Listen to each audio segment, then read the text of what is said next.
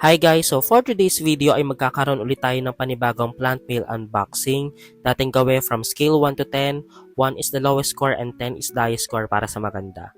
So yung ating first plant ngayon ay Astrophytum Goryofukuryu na ang form niya ay papentagon. So makinis naman siya guys at saka maganda yung pagka-form. So ang score natin is 10 over 10.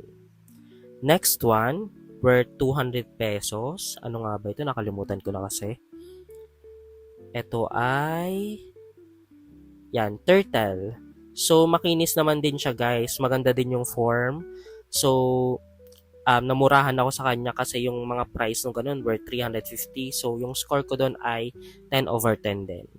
So, ito naman guys yung third one na Goryofukuryu din pero round shape naman siya. Iba't ibang Astrophytum yung na binili ko na Goryofukuryu na iba't iba yung form. So yung score ko doon ay 10 over 10 din. Tapos next naman natin ay ito, pa star shape siya kaso yung bandang ilalim niya medyo hesitant ako kasi parang galing siya sa graft.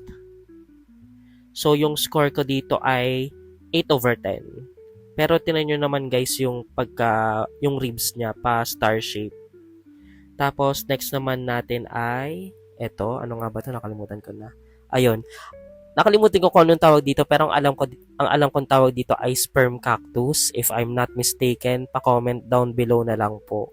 So dalawa yung binili ko. Nakyutan lang kasi ako dito sa pagka-form. So yung score ko dito ay 10 over 10 din. Tapos ito naman, natuwa lang din ako dito kasi kulay puti. Hindi ko alam kung part din siya ng Mammillaria. Kasama siya sa Mammillaria. Tapos, yung score ko dun, 8 over 10. Tapos, ito naman guys, nakalimutan ko din kung anong tawag. Tapos, may mga healed scar siya. Hindi sa akin na clarify or hindi sinabi na meron palang healed scar. So, yung score ko dun ay 7 over 10. Natuwa lang talaga ako sa mga itsura nila. Kaya, kahit alam natin na common lang, binili ko pa din. Tapos, ito naman, ang tawag dito, Hoya. If I'm not mistaken din po. Yung var niya ay nasa gitna. Tapos, ito ting susunod na to ay Hoya din. Pero yung var naman niya ay nasa gilid. So, dalawang klase yung binili ko. Yung score ko sa kanila ay 10 over 10. So, ito naman na yung susunod natin, Gymnocalcium maya. Nagulat lang ako kasi sobrang liit niya pala. So, perfect yung var, perfect din yung form. Kaso, sobrang mahal niya for its price. So, yung score ko doon is 7 over 10. So, ayun lang muna for today's video. Follow me for more unboxing and don't forget to heart this video. Bye-bye!